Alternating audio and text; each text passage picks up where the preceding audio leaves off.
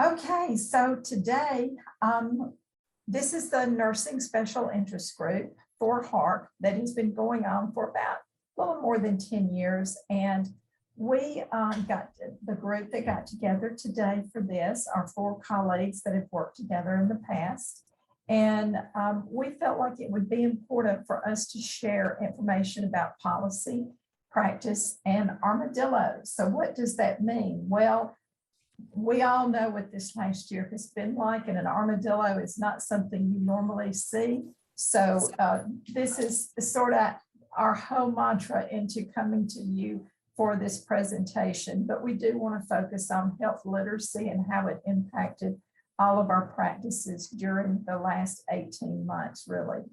And so to get us started, we're going to have a couple of icebreakers, and I'm going to turn it over to my colleague, Kathy Mee. Okay, welcome everyone. We're delighted that the nurses have stuck it out to the end of the conference. We knew we could count on you. As with some of the prior sessions today, we weren't able to see our colleagues.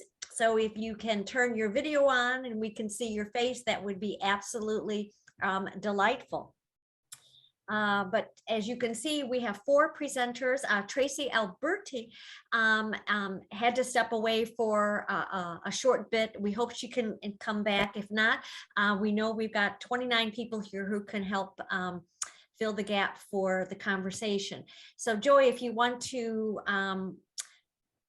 click one more time. And I actually see Carol Basta. I see you. If you want to wave your hand, Carol, that you're on the call as well. Carol is from Moffitt as well, and she helped me pick this icebreaker out. So Carol, I may just call on you to help walk us through that.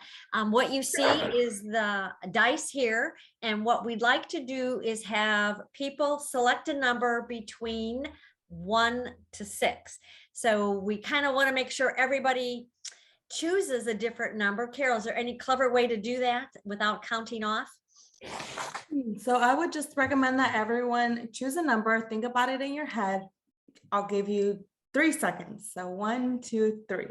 1, 2, 3. Number down, or just keep it in mind for the questions that Dr. Mead is about to put up. Right. So write that number down, 1 to 6. And this is a quick little icebreaker. We won't have time to go through everybody for introductions, but we thought we would have something fun since it's an opportunity that we can actually see each other and get to know each other in the special interest group. Okay. Does everybody have a number selected? Mm-hmm. Okay. Do one more click. And what we'd like to do is, if you have the number 1, think about if you were invisible for a day, what would you do? If you are number 2 on the die, if you could choose a unique superpower, what might it be? Oh, 3, what's the grossest food you had or ever tried? 4, who's your favorite movie character? 5, what is your favorite game to play? 6, what is one thing you are really good at? Okay, we're going to start in reverse order. And so I'm looking for someone who selected number 6. If you would please undo your video and tell us what is one thing you're really good at. So I'm number 6. Okay, introduce yourself. I'm Marguerite DeBello. I am from Eastern Michigan University. The one thing I'm really good at is multitasking. I take care of my 2 elderly parents, plus I have 6 boys that I'm raising as a single parent. I only have 4 at home now, and I work 2 jobs, so I'm really good at multitasking. Okay, I think you do qualify for being a multitasker, so thank you for that. Okay, I'm looking for somebody who selected number 5. What is your favorite game to play? Who would like to talk about that? I'm looking for a number 5. I can go. Okay, Jerry. I'm Jerry Baumblett. I'm in Chicago. I work with Dakala, and my favorite game to play is tennis. It's tennis. Okay, excellent. Thank you for sharing that. Okay, we're looking for a number 4, a favorite movie character. Who was a number 4? There had to be somebody that picked a number 4. I was Kathy. I'll go. Okay, So this thank is- you. I'm Jennifer Innes. I'm from Toronto, the University of Toronto. This is an old movie, but I'm thinking about Pony Boy from The Outsiders in case anyone saw that classic. Okay, how many are you familiar with that movie? It's from the 80s, so you got to be at least my age to know it. Anyone born since 1980 isn't going to know it. Okay, Sure. all right. Thank you very much. Okay, we really like number 3, the grossest food you have ever tried. Who's number 3? I can do number 3. Okay, Karen. All right. So the grossest food that I have ever tried was actually one that I cooked on my own. It was the first time that I tried making chicken noodle soup. However, my seasoning was a little off and it ended up being way too salty. I am still trying to figure that recipe out, which I believe is fairly simple, but for me, it's been a challenge. So if anyone has any tips or tricks, please let me know. Okay, you may have to buy it, Carol, perhaps. Okay. If you could choose a unique superpower, all of you number 2s out there, what would it be? We need a number 2 here. Did nobody select number 2?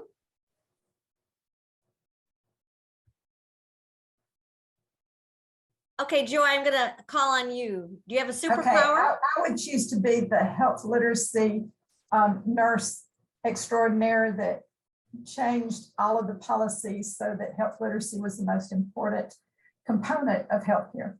Okay, okay, excellent. And number 1, if you were invisible for a day, what would you choose to do? Who's a number 1 out there?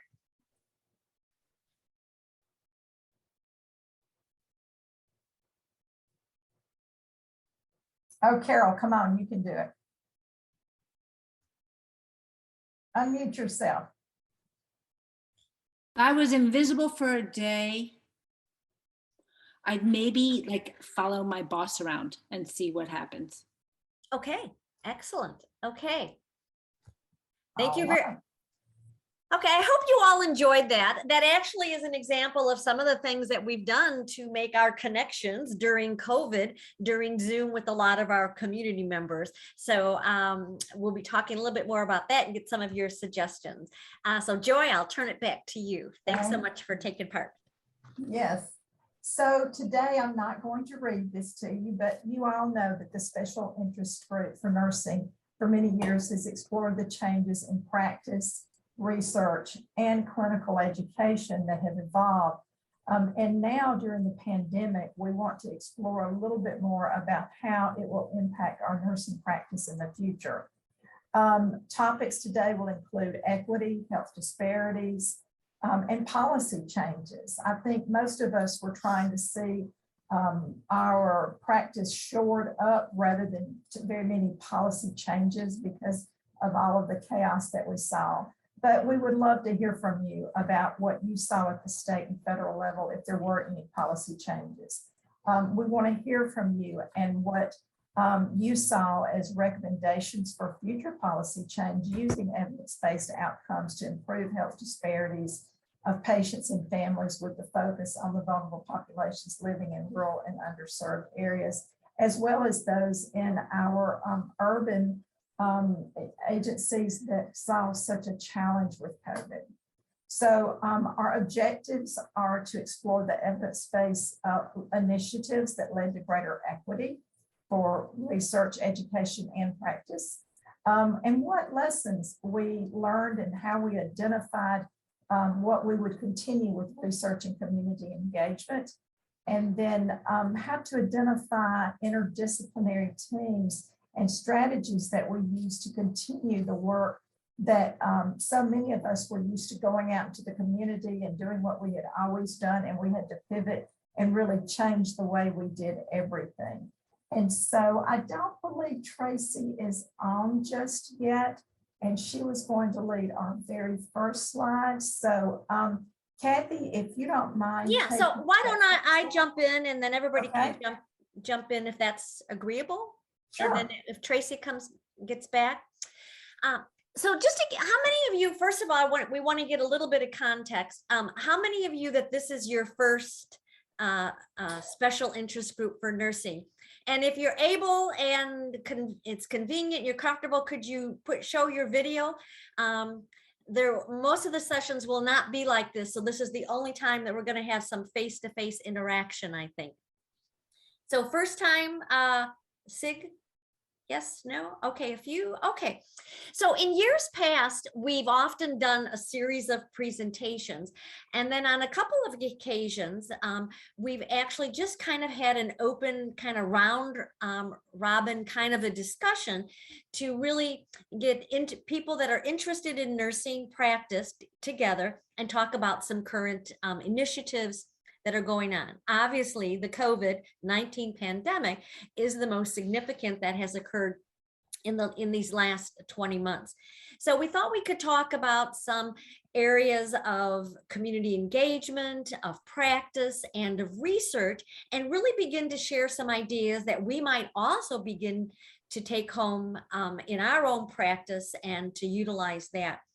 So earlier today in my opening presentation, I talked a great deal about community engagement.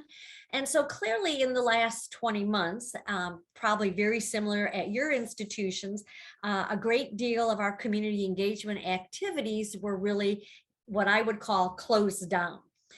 We were not able to go out to community members. We were not able to hold events. We were not able to have events held at our institution and have people come in. So we had to be fairly creative in how we could engage with our community members. Yes, and Zoom was probably the primary process to do that. But again, I think at first we were all trying to figure out how do you work with Zoom, and could we incorporate, different types of quizzes, different types of icebreakers, different types of sessions that would really be engaging. So I think we were fairly successful in doing some of that, though, as you know, not all community partners and members actually have computers to do that. So we had to be mindful of that and identify if there were places that they could gather and so forth. So I wanted to open it up to all of you, to some of your ideas of what you use to stay connected with your community members who may be patients or families or community members, as we often think about it. And I'll give you one example to kind of start this off, is that in some of our interactions with our partners, they often had kind of like drive-by events. Drive-by, they could pick up things, drive-by for education and so forth. So I'm curious what other people have done to stay connected to some of your communities at large. And so please just introduce yourself, where you're from, and we'll spend maybe about 5 to 8 minutes sort of talking about the community, then we'll move to practice. What we did, Kathy, because we're unique with being in an education setting and having students, what we did is we started a telehealth service where we screened a lot of calls with individuals related to COVID. And we also did that with an exclusive population, the Asian population, that one of my fellow faculty works with exclusively. And we started doing telehealth with them to help them with access. And we participated in a lot of the COVID testing and vaccine centers. So we had a lot of access to people that we could help educate. Okay, so we've got telehealth, we've got some drive-by events. What other creative activities were people engaged with to remain connected with your community, which maybe it's students or it might be something else?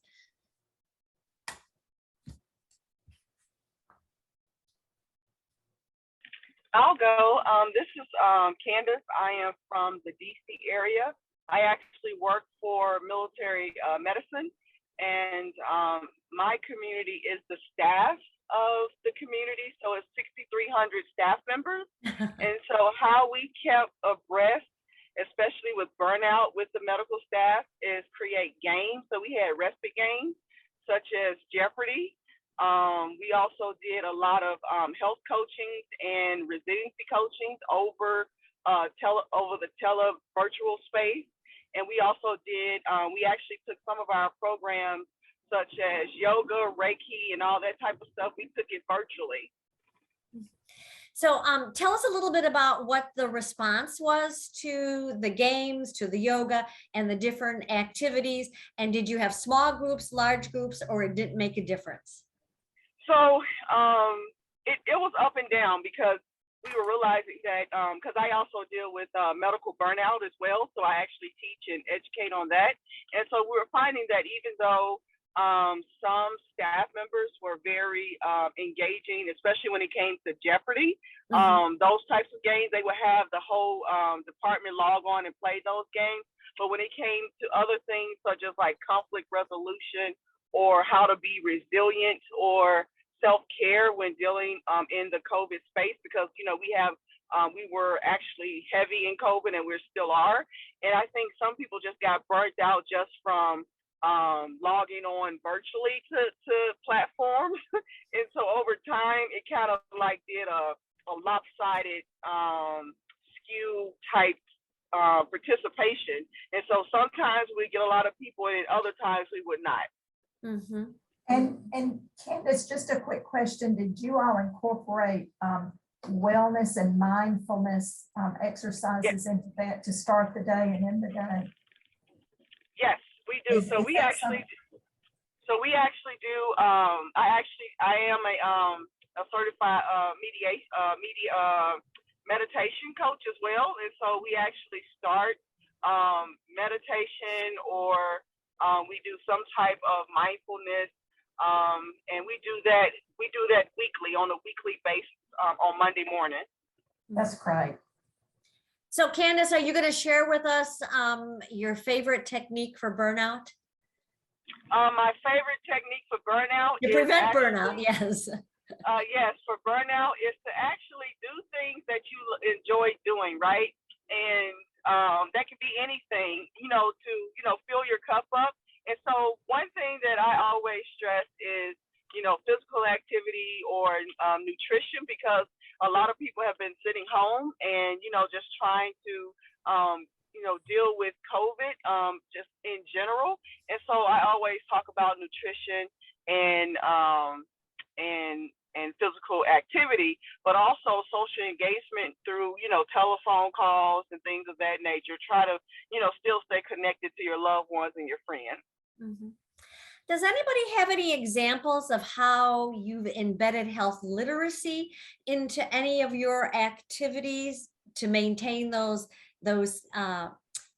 connectivities or interactions? I mean, as mentioned, we in terms of some of the games and things, I think we tried to do it in that manner, but some of you may have some other thoughts. So I have an example of something that we did early in the pandemic when we switched to virtual care. I'm at UChicago Medicine, and a lot of our patients are older patients, older population.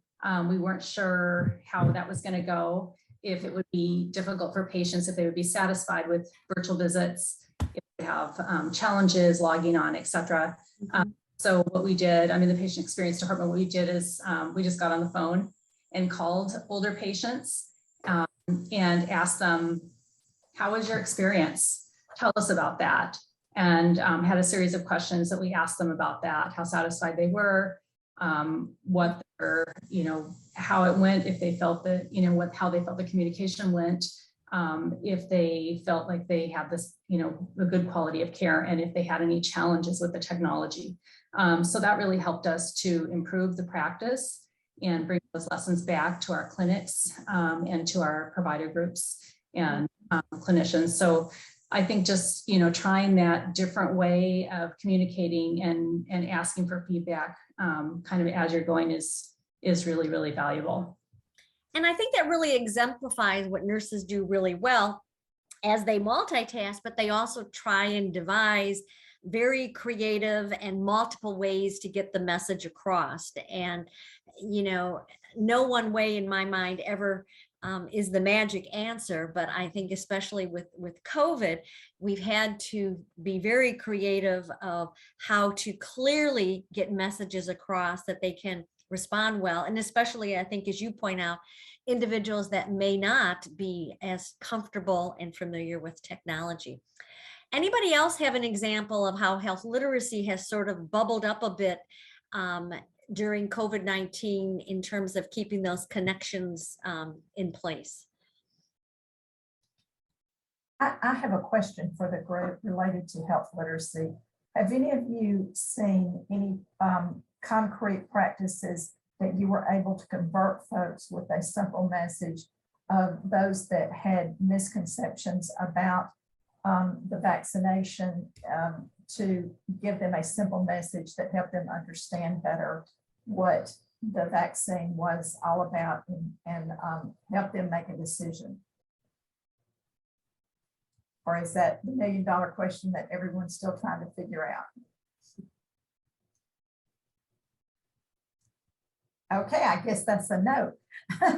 So I think that we now have to move on to any final thoughts on that, Kathy, before we move on? No, I thought somebody was going to mention something. Did I? Okay. Interestingly, Joy, what we found is we didn't have any problem convincing people in our direct area and our patient population. In fact, it was kind of like we couldn't get enough immunizations into them.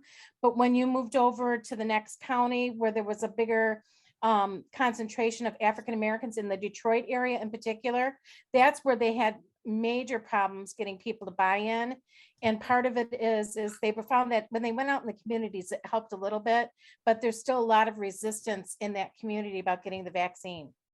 Yeah, I think we're seeing that. So you're comparing a college, university, urban area with a more rural area that is more demographically African American.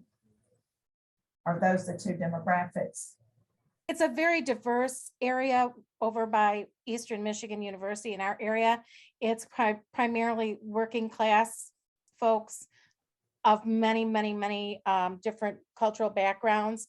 While you go into the city of Detroit, where it's primarily African American, that's where there's a big resistance. Okay, thank you. Yeah. Other final comments on that? Kathy? No. I just want to add one thing to that, which is the way I have seen over the last 20 months with dealing with COVID and the vaccine. I am seeing that a lot of medical staff is very resistant of the vaccine, even though they're working on COVID units. We have seen a rise in medical staff that is against the vaccine, even though some of those were part of the vaccine origination team. They are very hesitant about taking the vaccine. And Candace, where are you located? This is in DC. I'm in DC. I work for the federal healthcare system. Okay, thank you. Well, shifting gears, we could talk all day about this, and it's also been on the national news, and I know there were some real hard deadlines today, particularly in New York, that will be unfolding before the day is over. But I'd like to turn it over to Carol Howe, who can give us a little bit more information about some of the research that she had planned and how she had to pivot and go in a totally different direction. So Carol? Yeah, so my intent is really just to talk about health literacy research and projects, just to get all of us to think about it and talk about it, because I would love some ideas or answers. But I was going to talk about how the pandemic, I'll say, influenced research, both from recruitment, developing interventions, and implementing interventions. So first is recruitment. On a study that I'm collaborating with my colleagues at Children's Hospital of Philadelphia, we're looking at racial disparities in insulin pump use in children with type 1 diabetes. And, normally you see children and parents in clinic, you recruit them, you do an interview real quickly, maybe even right then and there. But with virtual telehealth, all recruitment started with a cold call from a research assistant and then trying to assign them to a Zoom focus group.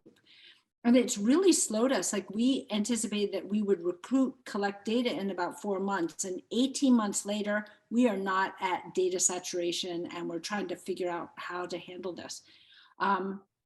So, and then also Zoom focus groups are sort of interesting. I mean, they're convenient, but awkward, especially if people are not used to that virtual space, right? Like how many, we can't get everybody to talk here, right? It's the same problem on a virtual focus group. So that's recruitment and data collection. Another project which we did is called Innovate to Communicate. It was health literacy workforce training. And we developed some new videos that we thought would be good for our population. One on a medicine review, another on Teach Back. But these videos had to be made following all COVID CDC guidelines. And so we had to wait till our university was closed. During winter session, we went into the simulation hospital, but only 2 people could be in the room, the videographer wearing a mask, the actor, not masked, because how can you make a video with a mask? But you know, it's an interaction between a healthcare provider and a patient, but they can't be in the same room unmasked, right? So you get the picture. So the videographer worked with us to create a script, and she shot first the patient, then the healthcare provider, and then in edit, she only did 30 seconds with them together, and then all the rest was done in editing. It looks like they are interacting. We put a balloon with a smile face on a broomstick and placed it where you would be looking and pretending that you're talking. I mean, it's fascinating. The pediatric video, we had a nurse practitioner and her son act like a healthcare provider and a 12-year-old learning how to take care of his hypoglycemia. So we had to be really creative in terms of creating an intervention.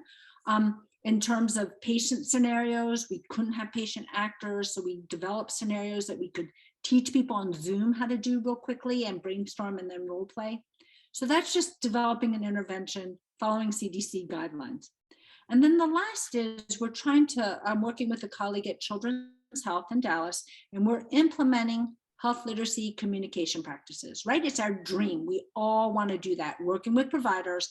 We got 3 ambulatory clinics that were really interested in doing it. We got some internal funding. We are so excited that we're able to finally do what we've wanted to do, work with healthcare providers. Well, there's some barriers. First, there's staff shortages. Second, in pediatric ambulatory clinics, people are about 18 months backlogged. Patients didn't come in for the last 2 years. They're now coming in droves with much more severe issues to deal with in that short clinic period of time with the staff shortages. So even in the ENT clinic, do you believe it? A surgical clinic is the most interested. They are so interested. But instead, you know, usually when you launch a project, you have an hour, you launch the project, you collect some pre-implementation data, you do some education, and you're launched. No. We get about 3 to 5 minutes per person, one-on-one. So we are creating micro education in health literacy.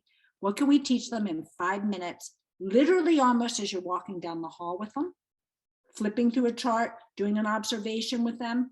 Anyway, so it's very interesting. They keep being interested. They want feedback on their communication, but we're doing micro lessons. Yep. Anyway, so I would be interested. Anybody having issues with recruitment, developing interventions, implementing a health literacy study, I'd like to think if any of you were in my shoes, that you'd be in my shoes and be experiencing the same thing, that I'm not missing something. I see Cliff laughing. You know, Carol, it's interesting that you bring this up, because what we've been taught is the chunking of information, and crises like we've had this last year have really forced us into doing more of that. But we've got about 4 or 5 more minutes left. I would love to open it up to see what others have, you know, anecdotal and or experiences that they have had that they've noticed that have been effective, so that we can share with the group other types of ongoing recruitment and research efforts that we thought we had a complete stop to, but we're able to facilitate and keep them going. Clifford, we'd love to hear from you if you have any. Hi, everybody. Cliff Coleman, I'm calling from Portland, Oregon. I may even be your only, maybe your only MD in the group. I hope I wasn't. That's okay. We But nice we love our physician colleagues, right? nice to see a bunch of friends here. Carol, I was really laughing because I was empathizing with your these micro interventions or micro moments with providers. I love that idea. I've been doing a bit of that myself here, trying to figure out how to convey, what I would normally think is hard to do in an hour with somebody in 5 minutes. And I've been really pushed by our institution to really develop that elevator speech, but 5 minutes or less, how can you convey it? The thing I've been doing is teaching through a case, describing a case. That's scenario. exactly what I'm doing. So I'm doing observations of providers. So I'm pulling right from what I've watched them do. And everybody has a clinical agenda, right? So everybody kind of does the same thing.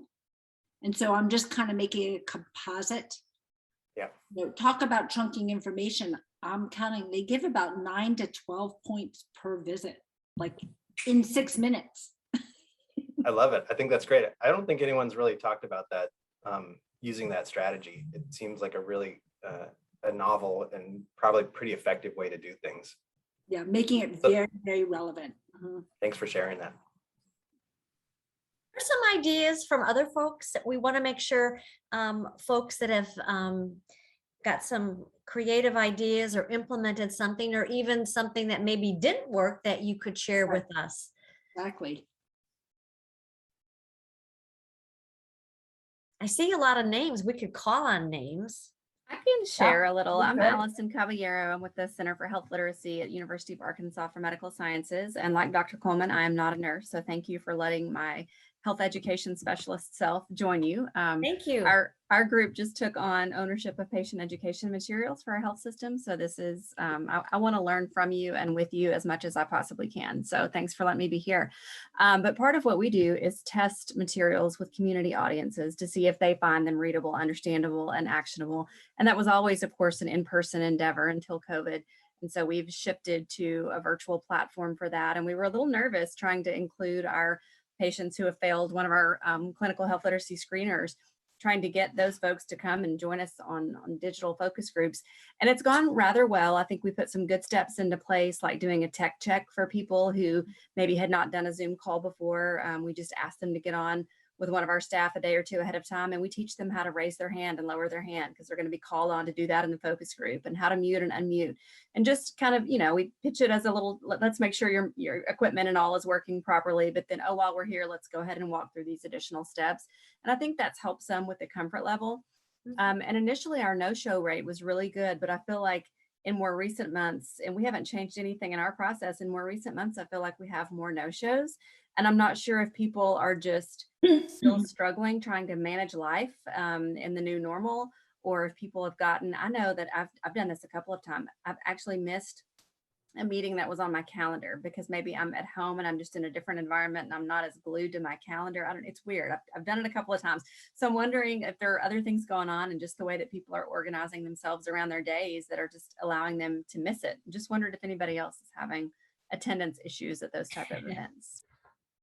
So Allison, I have a question. Who's your target audience that you're doing this with? So our focus groups are generally consumers. And so we try to fill the room, the virtual room. We'd like about 8 folks in the room. So we like to get at least half of those as people who have failed a health literacy screener within our health system.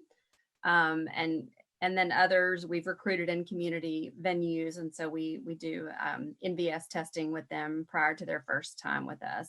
But we really want at least half the room to be filled with people who are likely to really struggle with health information. And the others can just be anyone from the community that wants to help us out. And what's your health literacy screener that you're using? So in our health system, we use the Choose single item. How Yeah. confident are you filling out medical forms by yourself? And then, like I said, for those that we had not, that didn't come to us through a data pool, that we maybe recruited in the community, we didn't feel like we could call them on the phone and say, hey, we want you to help us review materials. And by the way, how confident are you doing that? We felt like that would be a bit of a biased question. And so we do the newest vital sign with them instead. Well, being the moderator, it kills me to have to cut this off. I believe we're at the end of our time. Do you know if we're going to be cut off your brief? We have 10 more minutes, Joy. Oh, do we have 10 more minutes? Yeah, Wonderful. Okay, let's keep the conversation going. I thought we had, I'm sorry, I thought we had until 4:45. Delighted to know that. So others that would like to share with us some of the interventions and or pivots that they took to keep everything going. Yes. I see some international folks that I know we would love to hear from. I would love to hear success stories. I'd love to hear walls that you ran into. I am a professor. I'm not beyond calling on people. I can share something just on a personal note, since I take care of both my patients. That's raised a research question for me. In Michigan, because we were so shut down so hard, all the appointments for a year and a half were virtual for my parents. And it was really interesting to watch the physicians that interacted with this, because they knew I was a nurse.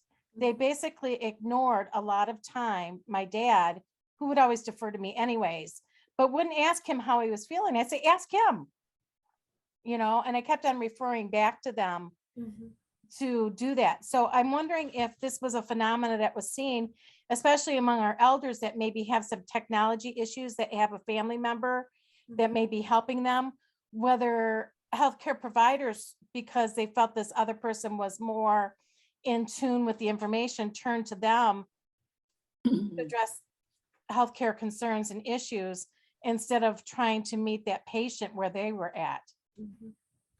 Yeah, I think that's unfortunately an uncommon thing in gerontology, that my mother, who is 88 years old, hates for me to go with her to her appointments for exactly what you're saying, because everybody stops talking to her. So she insists. I will sometimes drive her, but she doesn't want me to go in. Just to back up what Marguerite just said, though, I really feel like this pandemic exacerbated it. I've had the same experience, Marguerite, that you just described and that you're probably describing, Carol. But I feel like because healthcare providers went virtual, it really shut down communication. And I feel like not paying attention to seniors has gotten even worse. So I hope that gets a bit better as we return to practice. Or as some of us, we're all in practice, but I do find that sometimes our physician colleagues have not returned to practice, at least in Canada. The other thing that I really noticed during the pandemic, being a professor and teaching undergraduate students, is that the health literacy ability of students really came through teaching a large lecture class of 80 students on Zoom. Because what I really found is, well, first of all, I wasn't even sure if they were there half the time. But the other thing is that I could see the results on their test because I couldn't see their faces to gauge whether they were actually learning the technology. And some of the times when they met with me and they said, well, I didn't ask this question, but I don't understand what this word meant. And it was like, oh, I never even thought of that, or I would have picked it up if I could have seen their faces. So one of the things that I really realized is that the health literacy of those that we're teaching to address health literacy is also low initially when they're starting in their programs, and we have to bolster them up to be able to meet the healthcare demands of other people. So that really came through really clearly. Thank you about that, Marguerite. Thank you about that.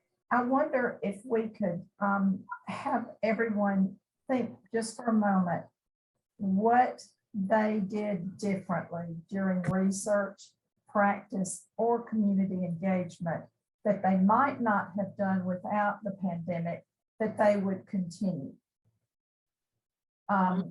Is there anyone that would like to share something that you learned about a new way to do it that might actually be a more innovative and more productive way regardless of which area it falls into, research, practice, or education. Marina, I think you were going to mention something.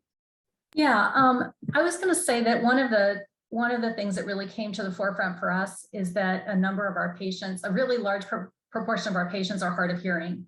And when you add a face mask over everyone's face, it makes it nearly impossible to hear anything that's being said because you can't read lips. So that really, got us thinking about what we could do about that.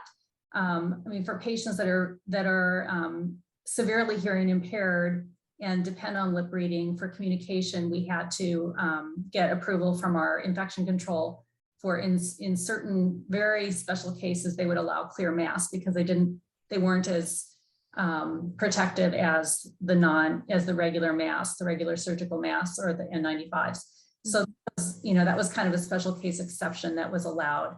I do think that there's some benefits to virtual care for people who are hard of hearing for that reason, because you don't have to wear a mask when you're on Zoom. So that's one benefit of it.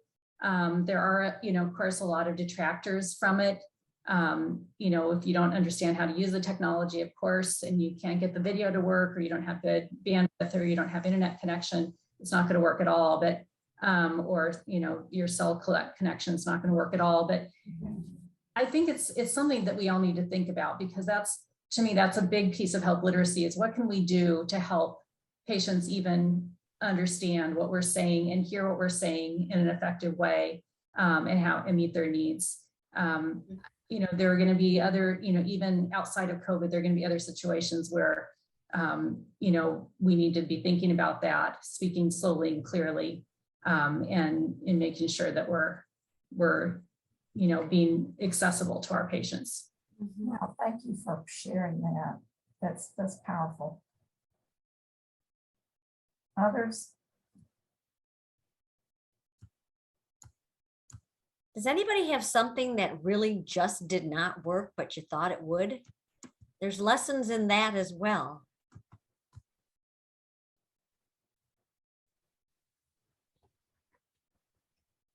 Hi, I'm Faith. I'm calling from New Zealand, an RN working as a needs assessor for older people and trying to do home assessments.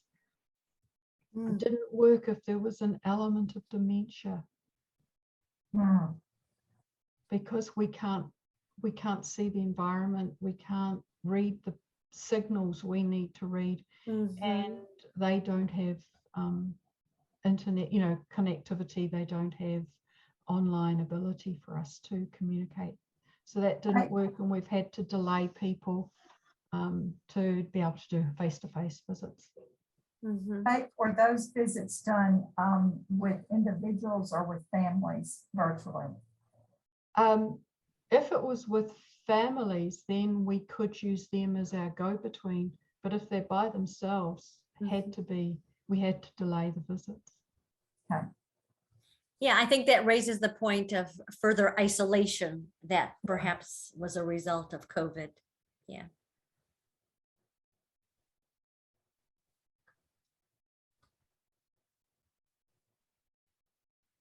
So Joy, we really are coming down to our last minute. And I think one of the things that our group, Carol and Joy and I were talking, Joy and I have been leading the interest group for a number of years, and we're so delighted that Carol and Tracy have agreed to kind of move forward with it and take over planning it for next year. And I know they would welcome other individuals to take part and to identify what topics might be of most interest. So Carol, do you want to just share a little bit of your thoughts about what this might look like, and if there's any type of between now and next year of interaction between the group that you were thinking of? Okay, thanks. For my contact information right there on their slide, I welcome anybody to contact me, please. Thank you, Joy and Kathy, because my first HARC meeting, I knew Joy was going to be there. I requested to meet with her at the beginning of the conference, and she's like mentored me since. And been great support. So that's always good to have. And I can't believe like you're passing the baton to me. It's pretty fun. Anyway, I will be reaching out to nurses that attended this conference as we get And or closer. physicians or educators. And help educators. So what happens is HARC has a call for abstracts, a call for proposals pretty early on.